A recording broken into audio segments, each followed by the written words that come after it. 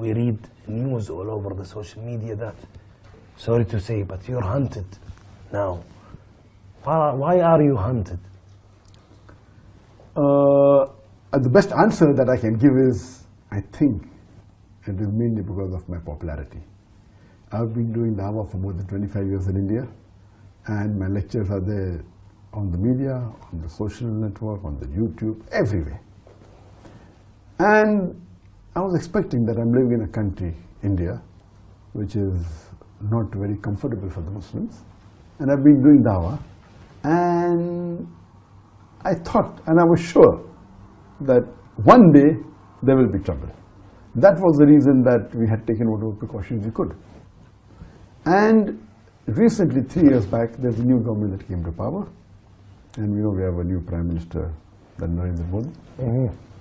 And we knew that about 15 years back when he was the Chief Minister of Gujarat, one of the states in India, there are many NGOs, many organizations have given several reports that he was responsible for killing of more than 2,000 Muslims, making a state organized, killing of Muslims at large scale. So much so that there were cases filed against him in different parts of the world. He was not given entry to USA, to UK, and he was not allowed to enter many countries of the world for several decades. About 3 years back, when there was election, he won the election and became the Prime Minister. Now, when he became the Prime Minister, all these sanctions were removed. So this is democracy. Irrespective of who you are, if you are elected, to build relationship, they can put anything down. And he traveled to many countries, including Muslim countries, to build relationship in the first couple of years of his tenure. And it is known that the party that he belongs to is against the Muslims. And we're expecting this to happen. And he was waiting to get some excuse to stop my activities. Last Ramadan, on the 27th of Ramadan last year, yes, that the 1st of July, there was a terrorist attack that took place in Dhaka. Sorry. And 6 terrorists, they killed about 20 foreigners in the neighboring country. And one terrorist happened to be my fan on the Facebook. So there was a small article that came in the Bangladeshi newspaper that one of the terrorists is a fan of Dr. ذاكر. And such how many fans do you have on Facebook? On the Facebook, now there are about 16.6 million fans, out of which so he's one out of 16.6 million, 4.5 million are from Bangladesh. Okay. So he's one of the 16.6 million who liked me. And this news had come several times before. Most of the Muslims in the world, because of the popularity of Peace TV, which has a viewership of 200 million, when you catch a Muslim, there are high chances you know me. So even the terrorist attack that took place, whether in Glasgow or New York or Australia, when they catch a Muslim, he's been seeing my videos. But never has that been made into an issue. If you ask any Muslim, he has to be a fan of Muhammad Sallallahu Alaihi Wasallam. So will you blame the wrong action that he has done to Muhammad Sallallahu Alaihi Wasallam? No.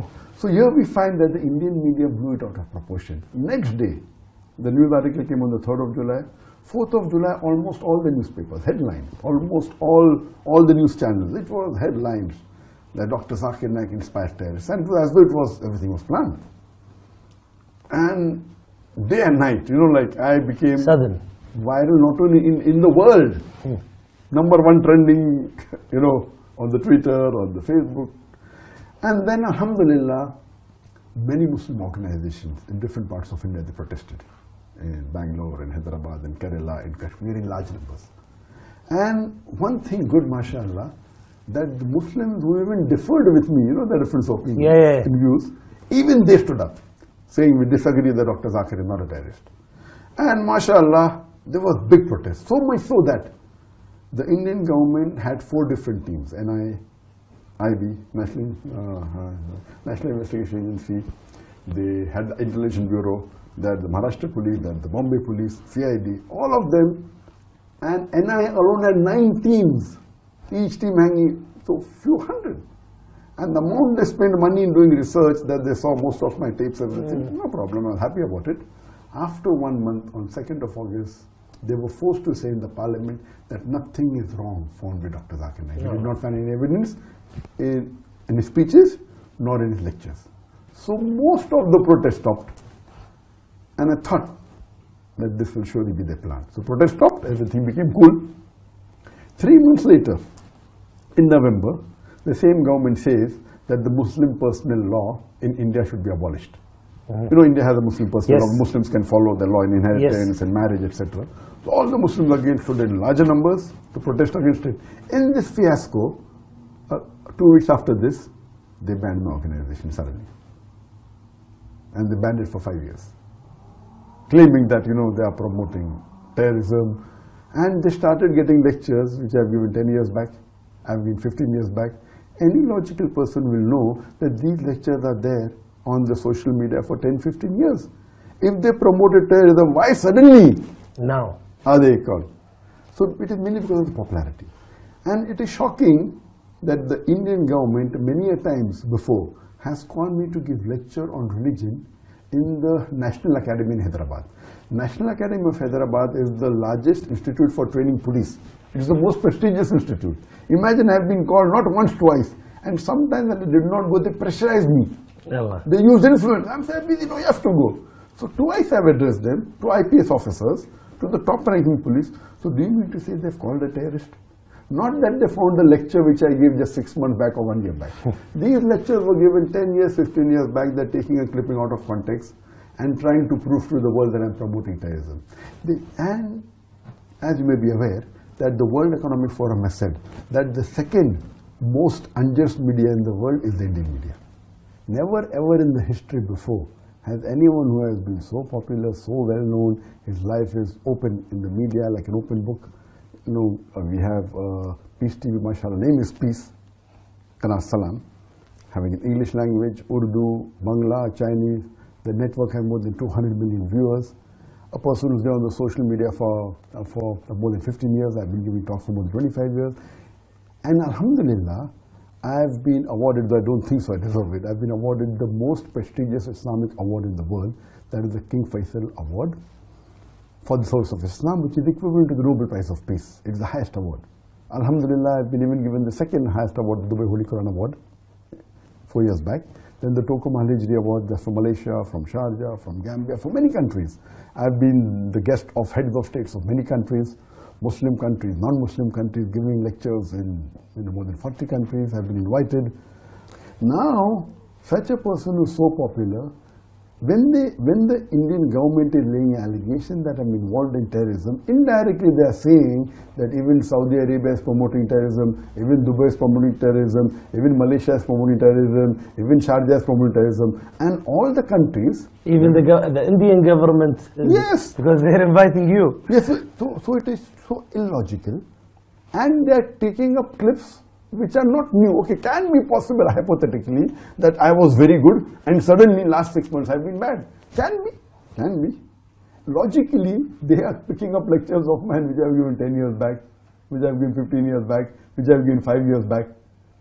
And that means the previous government, yes, they're saying yes, the previous government promoted ذاكر, now we are we are correct. So it is illogical, absolutely illogical. As you know, that many governments today, as they're talking about politics, many governments today, they win the election by being against Islam. And we have examples, what they're having in US. The more they speak, they get a better vote bank. That's what's happening in India. They openly speak. And if you compare, recently, just a few months back, the election took place of a state called as Uttar Pradesh, which is the biggest state in India. And do you know, the person who stood for election, one of the priest who was a Hindu priest, he told in his election campaign and in his lecture openly that the graves of the Muslim women should be dug and they should be raped. Even after saying this, he won the election. And he belonged to the same party as the Prime Minister of India. And the irony is, not that he only won, they made him the Chief Minister of that state. Yes, that means if you abuse the Muslims, imagine if you compare to any of the allegations they are laying, compared to what he said in public, that you dig the graves of the Muslim women and rape them. Nothing is happening. Is this democracy? What is exactly happening in a few days ago? Why is it now more critical than ever? Yes. Previously it was more localized and the Muslim Indians supported me, alhamdulillah. When they called me for interrogation on 31st of January, I did not receive any official letter from them. What I was hearing from the media. When I heard from the media, my lawyer gave them my email. And when I got the email, I replied on the email. I'm willing to come on video conferencing. I'm willing to do a Skype interview. What do you want? I'm ready to cooperate. What do you want? They are laying allegations that I'm doing money laundering. I said, we're money laundering. We have been submitting our records. So what record we submitted 10 years back? They are saying that's not correct. Now, why are you saying now? When they called me for interrogation, I said that, okay, you want to interview me? I'm ready to cooperate. We can have a video conferencing. We can speak on the Skype. We can speak on whatever you want, I will cooperate. Give you all the answers. They said, no, we want to physically. Now, physically, we know the history of India. Yeah, of course. We know the history of the Indian police. Out of those people, Muslims arrested for terrorism, 98% are let free. But after 10 years, after 15 years, their lives are ruined. Recently, a few months back, a Muslim by the name of Abdul Wahid, he was arrested on charges of terrorism, then was let free after 8 years, then writes a book. What was done with him? How he was tortured. The first grade of torture, second grade, third grade, fourth grade. He says how they do mental torture first, then how they take out clothes, how they put current on the private parts. All this he mentioned in black and white. How do they do physical torture, third grade. And the fourth grade is, they even molest the lady family members, the mothers of the victim, the sisters of the victim, until they give it, until they sign forged documents. So this is known to the world. And you expect me to go back, do you think I'm a fool? Some people say that, oh, why are you a coward? I said, I'm not a coward, it's a sunnah of the Prophet. It's the sunnah of Muhammad sallallahu alaihi wasallam. He did hijrat. When it's difficult to practice your deen and propagate your deen there, India, by law, we are allowed to preach and propagate our religion. I did not break a single law of the Indian law, not a single. It's allowed by law for me to preach and propagate and practice my faith. Muhammad sallallahu alaihi wasallam is the best example. And alhamdulillah, it's a blessing of Allah subhanahu wa ta'ala that He took us out of India at the right time. The times are getting from bad to worse. And I was aware that, mashallah, you see on the videos, there are non-Muslims, there are Hindus who respect me. The majority of the Hindus, they are good. They love the Muslims. It is these politicians who actually instigate them to do action against the Muslims. Now in India, Muslims are being lynched because on allegation that they're eating beef, they're hanged in public. He didn't have beef, he had meat. And then the police is saying, we'll do investigation whether it was beef or meat. Nonsense. You're hanging a person in public. So now the times in India is very bad. I'm thanking Allah subhanahu wa ta'ala, it took me out at the right time.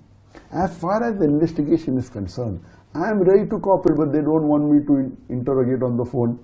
Because when they do it on the phone or in the media, I would love, let the audience, let this be an open interrogation.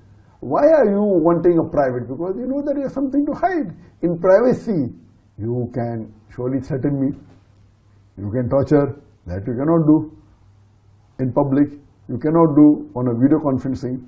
So this is nothing but tactics. Now the media is saying, because they gave me 3 summons and I did not respond to that, now they have put an unbailable warrant against me.